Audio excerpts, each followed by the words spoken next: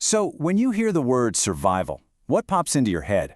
Probably gear, right? Shelters, fire starters, stockpiles of food. But what if I told you the single biggest threat in a disaster, the one most likely to get you killed, isn't the flood or the fire or the earthquake?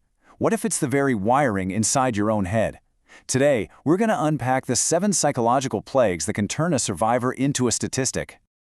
For decades, people who study disasters have come to this one kind of terrifying conclusion. The external threat, the hurricane, the power outage, the pandemic, that's actually the manageable part. The real danger, the variable that turns a crisis into a catastrophe, is the person standing right next to you. But probably not in the way you're thinking. Yeah, forget all about those roving cannibal gangs from the movies. That stuff's a fantasy. The real threats are much more predictable. They're basically cognitive biases, glitches in our mental software that fire up under stress. And these threats, they wear very familiar faces. Your neighbor, your friend, maybe even the face you see in the mirror. Let's meet the first couple. Okay, so our first 2 plagues are really 2 sides of the same deadly coin. They both come from a completely broken perception of what's happening. One is totally paralyzed by the situation, and the other is dangerously certain they've already got it all figured out. First up, meet the statue. The emergency sirens are wailing, smoke is on the horizon, but they're still calmly finishing their coffee. This isn't about being dumb. It's a powerful cognitive flaw called normalcy bias. See, your brain spends your entire life building a model of what normal is. When a disaster hits and throws in data that just doesn't fit, like, say, an unsinkable ship actually sinking, your brain's first reaction is to just reject the data. It tells you, nope, that doesn't compute. This can't be happening. And if you think that's just a fringe case, get ready for this. The data is staggering.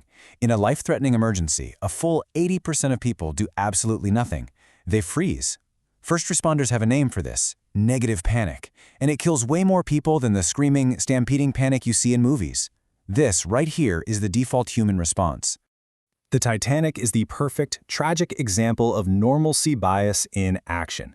The ship took 2 hours and 40 minutes to sink. There was plenty of time, but what did survivors report? People refusing to get into lifeboats, calmly playing cards in the lounge.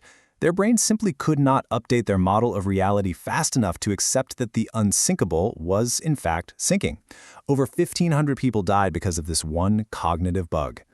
So while the statue is frozen solid, we have the complete opposite over here, the expert.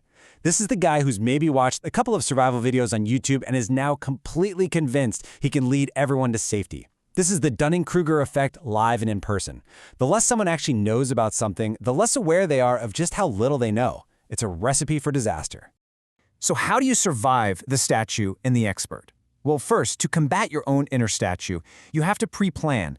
In a crisis, you don't rise to the occasion, you fall to your level of training.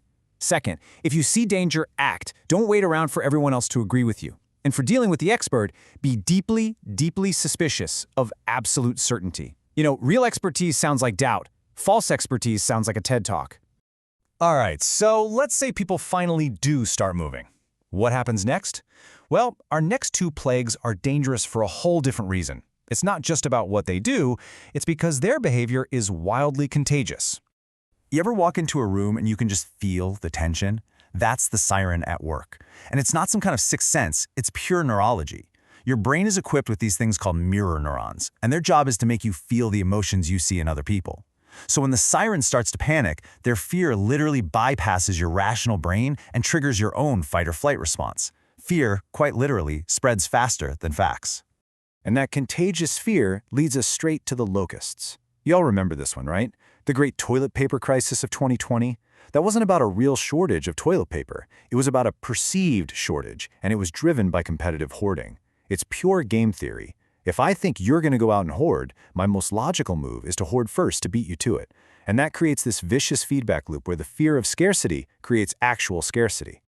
Surviving the siren and the locust is all about breaking that cycle. To stop the siren's contagious panic, you either need to create physical distance or give yourself a concrete, simple task to do that interrupts the fear loop. And to beat the locust's hoarding instinct, you have to replace that cutthroat competition with coordination. A transparent, fair system for sharing resources completely short-circuits that fear of being the one left with nothing. Okay, these next 2 plagues are maybe the most insidious, because they attack the one thing you absolutely need for a group to survive: trust. They make us see enemies where we should be seeing allies. So let's meet the judge. This is the person who's absolutely certain that when things go bad, it's every man for himself. And this mindset comes from a little psychological quirk called the fundamental attribution error. It goes like this. When someone else does something bad, it's because they have a flawed character. But when we do the exact same thing, it's because of our tough circumstances. They are selfish. We simply had no other choice. And this bias isn't just a theory. It plays out in the real world in ugly ways. During Hurricane Katrina, 2 photos went viral. They showed the exact same action, people wading through floodwaters carrying food. But look at the captions. The black survivor was described as looting.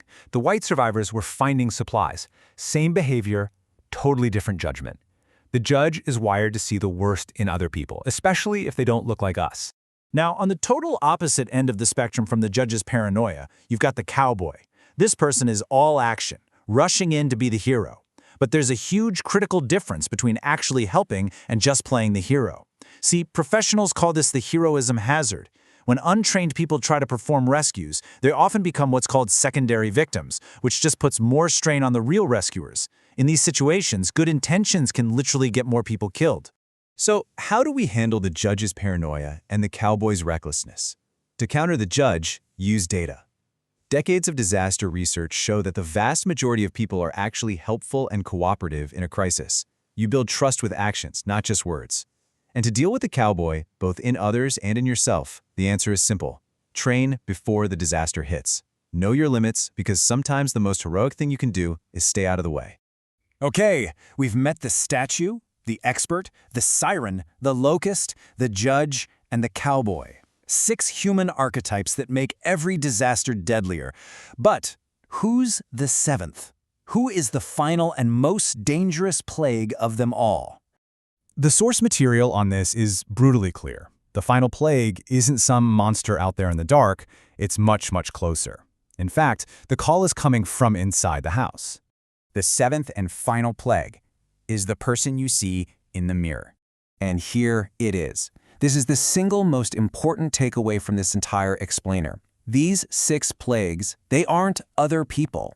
They are bugs, vulnerabilities in the cognitive software of every single human brain. And that includes yours. That 80% freeze response of the statue? Statistically, that's probably you. The expert's overconfidence? You have it. The judge's bias?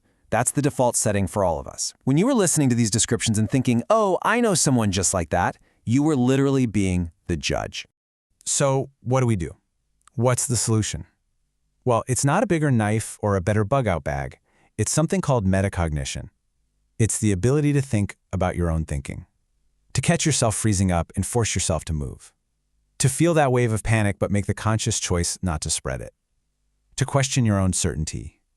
This kind of self-awareness, especially under pressure, is the single greatest predictor of who survives and who doesn't. But here's the hopeful part. These plagues are not your destiny. They are bugs, and bugs can be patched. Through training, through stress inoculation, through conscious and deliberate practice, you can actually start to rewire your brain's default responses. The most important piece of survival gear you will ever own is the 6 inches between your ears. You have to train it. Look, a disaster is coming. It's not a matter of if, but when.